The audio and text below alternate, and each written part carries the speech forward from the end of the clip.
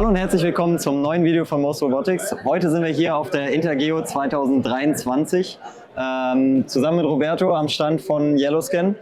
Roberto Cassini ist unser Ansprechpartner bei Yellowscan. Wenn wir Sales machen, dann hilft er uns dabei, das Ganze zu begleiten. Hallo. Wir werden heute einfach mal so ein bisschen rumgehen, gucken, was Yellowscan alles so ausgestellt hat. Dementsprechend, vielleicht kannst du ja einfach mal ein bisschen was über die Produkte erklären, die wir jetzt hier haben. Okay, so wir könnten anfangen zu sagen, wir haben dieses Jahr neue Produkte vorgestellt, besonders unsere Explorer. Das ist eine Unikat in dem Markt, weil das ist das einzige Produkt, das konnte mit Drohnen und Flugzeugen oder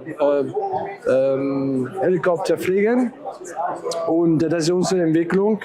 Das ist 1,7 Kilo, das ist die einzige, das konnte in dieser Klasse wirklich für beide Lösungen arbeiten.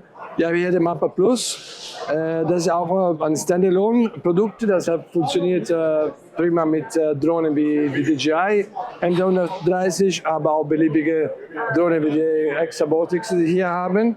Und wir haben unsere neuen Produkte, das ist der WO Ultra 3, auch Standalone-Produkte mit ihrer eigenen Batterie und eine integrierte Kamera, das erlaubt im Prinzip die ganze Point Cloud zu kolorisieren. Genau, also das ist wirklich auch was Neues, was wir bisher nicht kannten.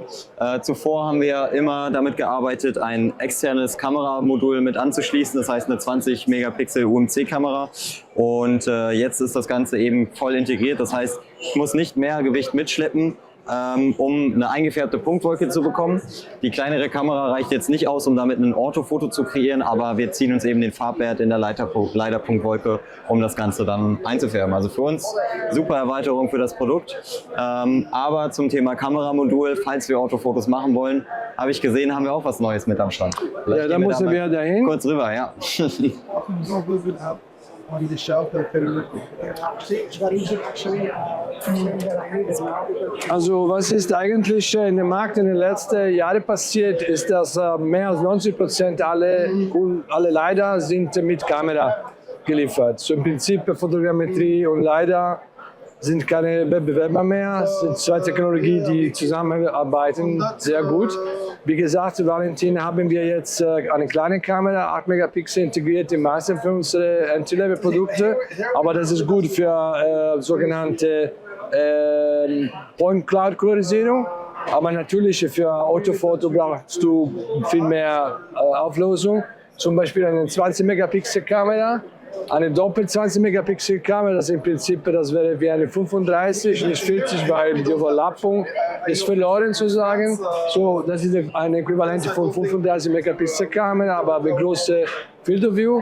Oder unsere neueste 6 Megapixel Kamera Full Frame mit Global Shutter. Das ist extrem wichtig, Global Shutter statt mechanischer Shutter, weil das erlaubt keine Deformationen in die Foto, wenn du fliegst ganz schnell oder ganz hoch. Ja. Genau, ja, das hatten wir ja öfters mal das Problem, dass durch die Sony UMC gerade bei bewegten Objekten wie Autos oder auch Gegenstände oder wenn wir halt schnell fliegen, auch statische Objekte, einen leichten Bananeneffekt bekommen haben. Das hat man eben mit einem Global Shutter nicht, deswegen ist das auf jeden Fall schon mal eine sehr gute Erweiterung. Des Weiteren für gerade rotierende LiDAR-Scanner wie den neuen Surveyor Ultra, der jetzt mit auf den Markt gekommen ist natürlich eine Kamera als Dual-Kamera deutlich schöner, weil wir vorher halt einfach einen Field of View von rund 71 Grad haben und das reicht für Mappa Plus auf jeden Fall aus. Da sieht man eher in den Randbereichen manchmal noch so eine kleine graue Linie, wo eben die Kamera keine Farbwerte durch das Foto bekommen konnte. Aber jetzt decken wir das eben durch die Doppelkamera auch beim Surveyor Ultra ab, durch diese 125 Grad Field of View. Und das ist auf jeden Fall was wir bisher nur umsetzen konnten durch deutlich mehr Gewicht, indem wir größere Sony-Kameras in einem bestimmten Winkel montiert haben. Und von daher ist das Ganze sehr sauber angeschlossen. Wir stecken das einfach auf den Scanner hinten drauf und das Triggerintervall wird zusätzlich vom Scanner dann eben auch vordefiniert. Genau. Gut, was haben wir hier weiter, ist unsere Mobile Mapping-Lösung. Im Prinzip Am größten Problem heute in der heutigen Regulierung ist, dass mit großen Drohnen ist unmöglich und verboten in Urban Area zu fliegen. So, wir haben unser System, das heißt Fly and Drive. Das Konzept wäre Fly when you can, flieg wenn du kannst und fährst wenn du musst. Und das Konzept ist, dass im Prinzip der Leiter kann auf eine beliebige Drohne montiert werden, aber dann, wenn der ganze Scan in einer Urban Area ist, dann benutzen wir solche Lösungen.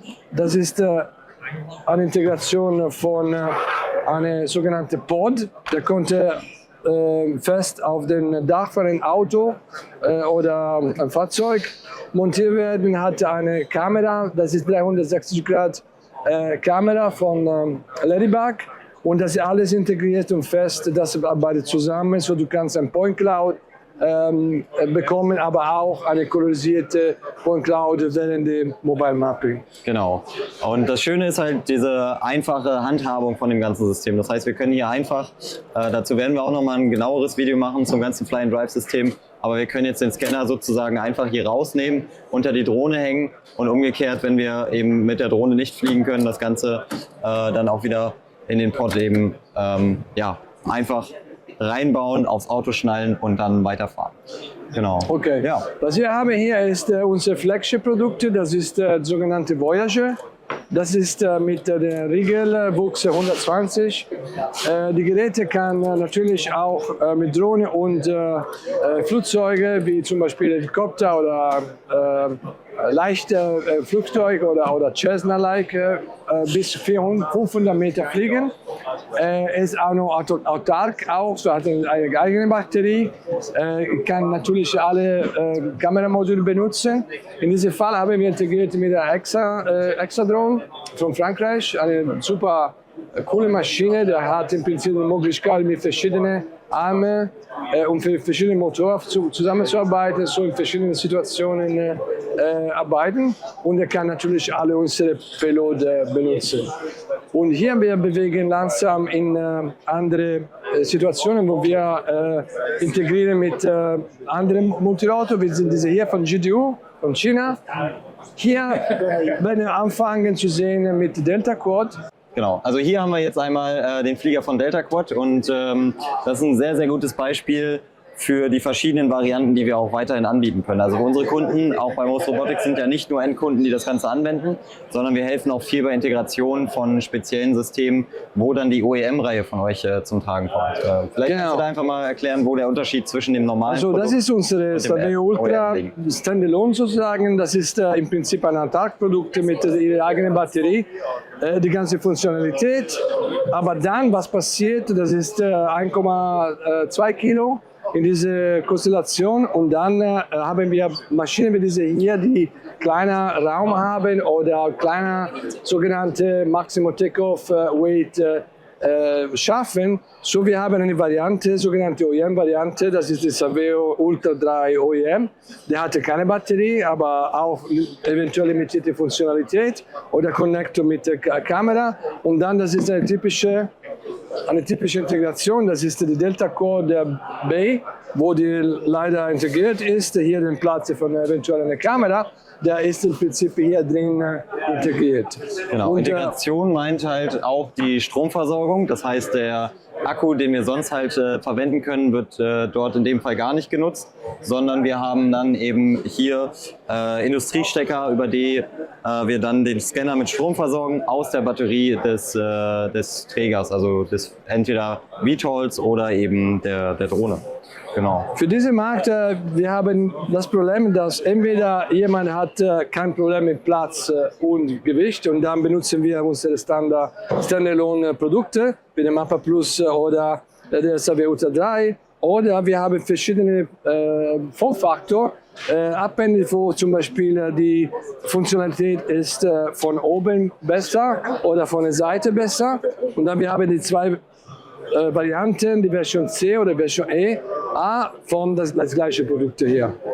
Genau, also gerade bei Multirotoren wird oftmals die Version C verwendet und hier bei der Version A ist es halt gerade in schmalen Rümpfen sehr vorteilhaft, dass wir hier das Ganze hintereinander angeordnet haben. Das heißt, die ganze Steuerung, die IMU sitzt hinter dem Scannerkopf und nicht oben drauf, und dadurch schafft man halt einfach individuell denselben Scanner in ganz unterschiedliche Flugobjekte reinzubekommen. Und das ist für uns natürlich auch immer ein Verkaufsargument und für viele Hersteller sehr, sehr einfach zu integrieren.